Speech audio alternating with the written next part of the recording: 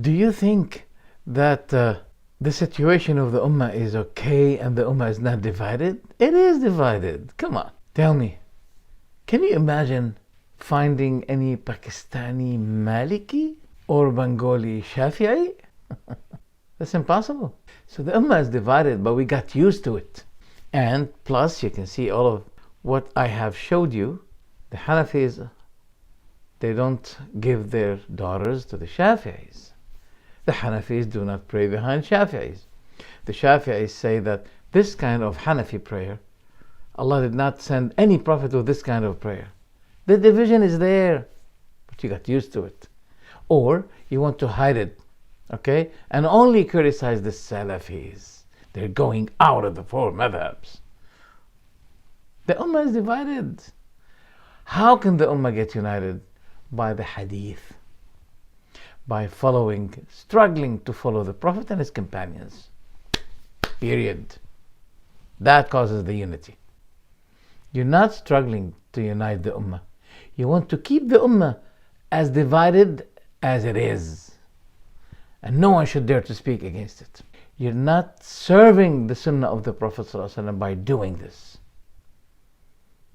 You are ignorant and you are fighting against those who want to get to the source directly. Nevertheless, they can use the Madh hab. They make things easier for you to search and to collect evidences. This is the essence and the principle of the Madh hab.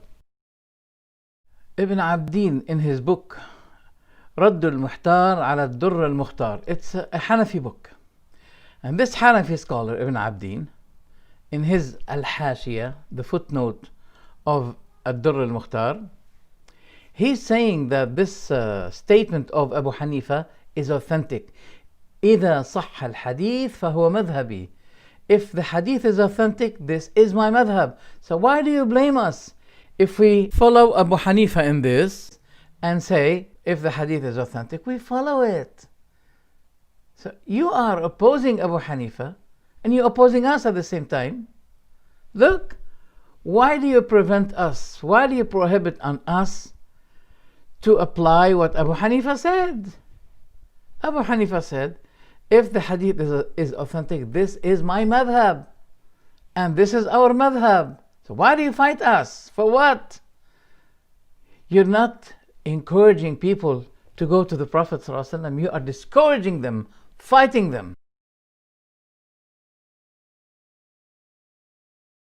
No one should forget the fact that the so-called owners of the madhahib, they didn't know that there would be a madhab under their name. They don't know. And because of political factors and circumstances, one country changed the madhab by one night, like what happened in Egypt. People were Malikis, and when they liked Salah ad-Din, who was Shafi'i, the whole country changed to Shafi'i. So this is a geo madhab. It has political reasons. So don't tell me that you should accept those four madhab. You don't accept the Shafi'i.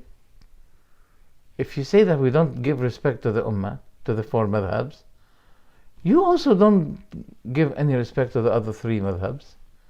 You don't respect the Shafi'i opinions, the Maliki, the Hanbali. I am Hanafi. I was raised up like this. I remain like this. Just like what Catholics said to me. You know, one Catholic priest, he said, I respect what you say, but I was born as Catholic and I have to remain as Catholic. Period. That's what we're doing now. Take, for example, this. They accuse the Salafis that they do not respect the four madhahib. Yet, they themselves do not respect the other three madhahib because they give it no consideration.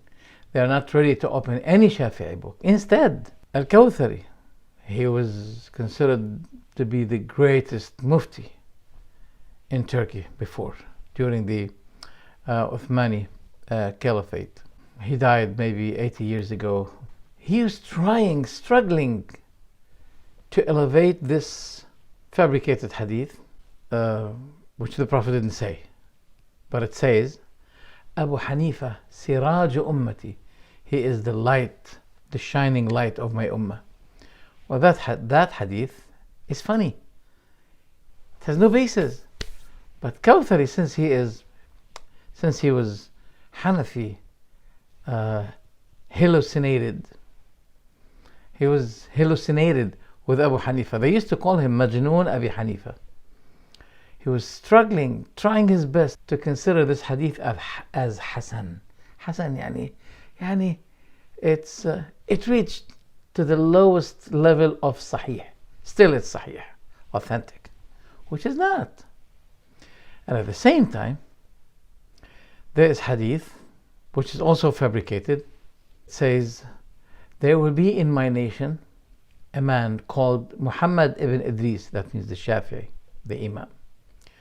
His name will be Muhammad ibn Idris. He will be more harmful to my ummah than Iblis. It's fabricated. Both hadith are fabricated. So he also wanted to elevate this hadith to become authentic, so he can dispraise Imam Shafi'i. So you're saying you don't respect the madhahib. You yourselves don't respect the madhahib. See, that's why I said the ummah is divided. But those people, they got used to it. They grew up as cultist people, and they want to remain as cultist people. You should blind imitate, and that's all, period. Otherwise, you are condemning the madhahib. Your leaders are condemning Imam Shafi'i, and you're not ready to listen to anything from Ahmad ibn Hanbal, whom Ash'aris, when he repented, he said, that's my madhab. I follow Ahmad ibn Hanbal.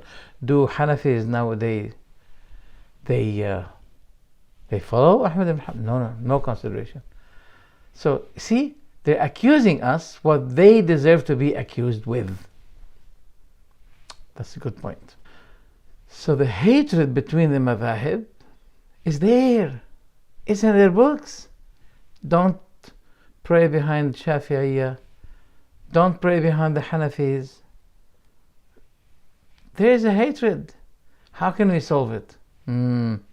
Let's go to the source, and we should know how to utilize these madhahib, not blindly. But we see the evidences there being. That's why there is a narration about Abu Hanifa who said, it is not allowed for someone who did not see my evidences to use my fatwa, my verdicts. He did not see my evidences. He's not allowed to use my fatwa.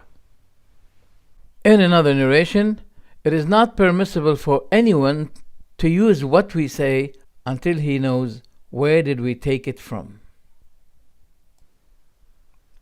And as I said before, Ash-Shafi'i and all scholars said, if the hadith becomes obviously authentic, that is my madhab.